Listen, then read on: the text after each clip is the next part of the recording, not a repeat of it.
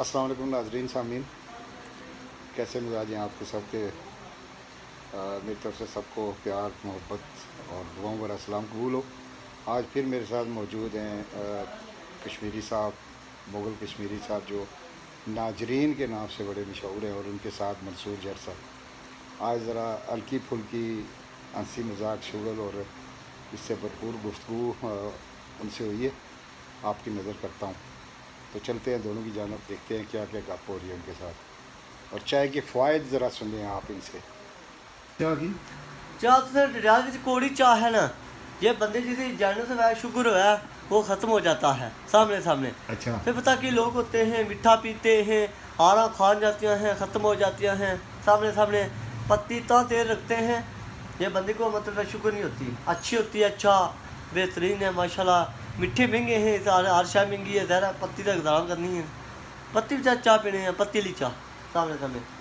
ऐसे पता कि लोग मिट्टी पीते हैं, कोई फीकी पीता है, कोई कोड़ी पीता है, अच्छा बस ज़रा मज़ारा करनी है तो चाह पिलाई है, थकावट दूर करेगी, थकावट दूर करती है, थके हुए हैं मोटरसाइकिल पर, थकावट दूर करती ना ये जो आसी है कोड़ी क्या हाँ थकावट दूर करेगी। है तो सही नाड़ा जी कोड़ी नहीं जसन ना, क्या कर सो ये नाड़ा तो सारी ये अंदर चलती सारी कोड़ी नहीं जसन ए ठीक है गर्मी ठीक है है।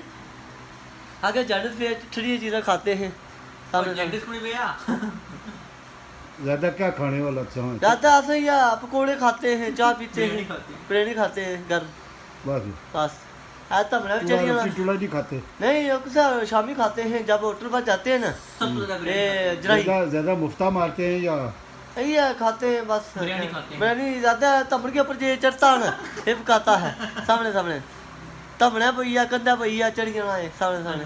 अच्छा तो चाय पीता है, कहता है वो कंधा सवेला सुबह टाइम होता है, कहता है तमड़ के ऊपर चढ़ते हैं, पकाते हैं अंडी, अच्छा। इधर अंडिया साल पकाया, बड़ी मशहूर है ये वीडियो, पूछो तो यो जी मैं तकिया हमेशा पे मैं उसने वीडियो तकी है। बोलो ना, वही सुनाते हो, बोलो भाई शुक्र आया सी क्यों लाया थे हां होंगे 400 अगले फिर खमे खबे में चढ़ाना अरे कंधे पे चढ़ा था, पहले तमने चढ़ा था, फिर क्या ना हूँ मैं खमे चढ़ता खमे गल झूठी है हैं, नहीं दीदा खमल लटाई दा, कमल लटाई दे हाँ मतलब लेटिया टठिया है, लेटे कमल रोड गुदरू हाँ तो क्या भी करनी है ना, अगर वीडियो मशहूर करनी है, लोग देखेंगे सामने सामने।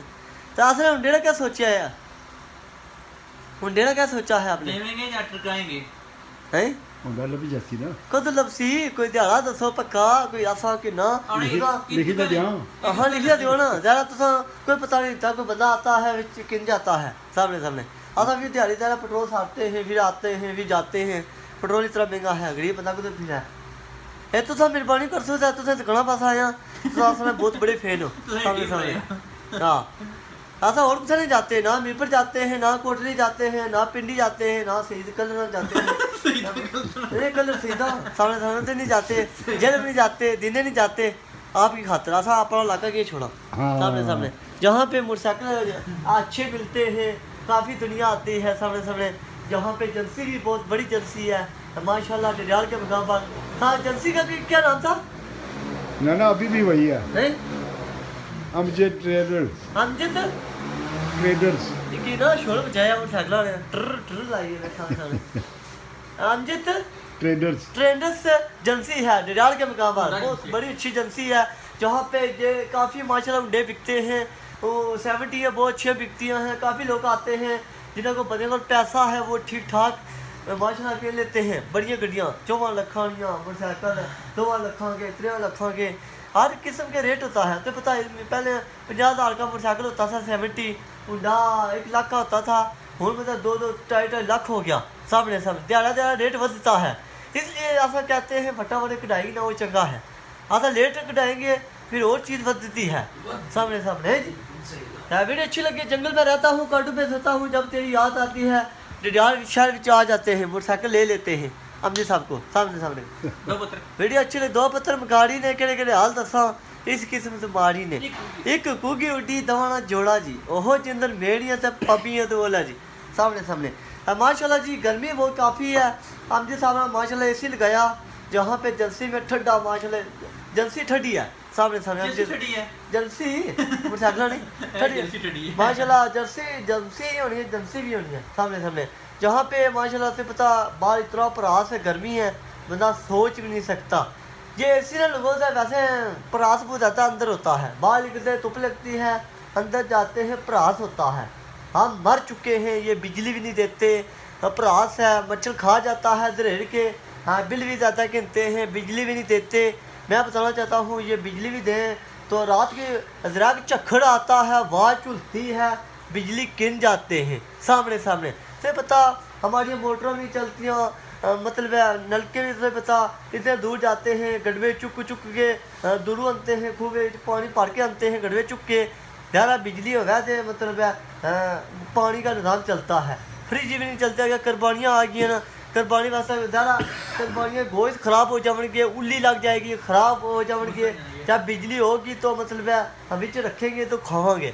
तुझे पता ये बिजली होगी इधर क्या तैयारियां कीतियां ने? हम इतनी की तैयारियां बंद की नेवी ब्लू सूट लिया नवी ब्लू सूट लसी सारे नवा ब्लू सूट किंदा है नेवी ब्लू नवा ब्लू सूट किंदा नवा तो बड़ी ईद लगाएंगे ना तो आपको वो दिखाएंगे। ये निकी ईद काले सूट किंदे से धोए तो दो सूट और किंदे से दो ना किंदे से मुकाबले च देर दोवां इक्का जे सूट क्या जे हैं। क्या जे मुकाबला शुरू है। ए जनाब मंसूर जट साहब ये बड़े इतने सादे क्यों हुए बैठे और हो? हम बस थकी गए ये हम सादे शरीफ ने बिजली कौन जाता ये है अपना दिल का राज नहीं गर्मी दसते। मार चुके हैं हैं ठीक। दिल का राज नहीं दसते, शरीफ है सादे हैं।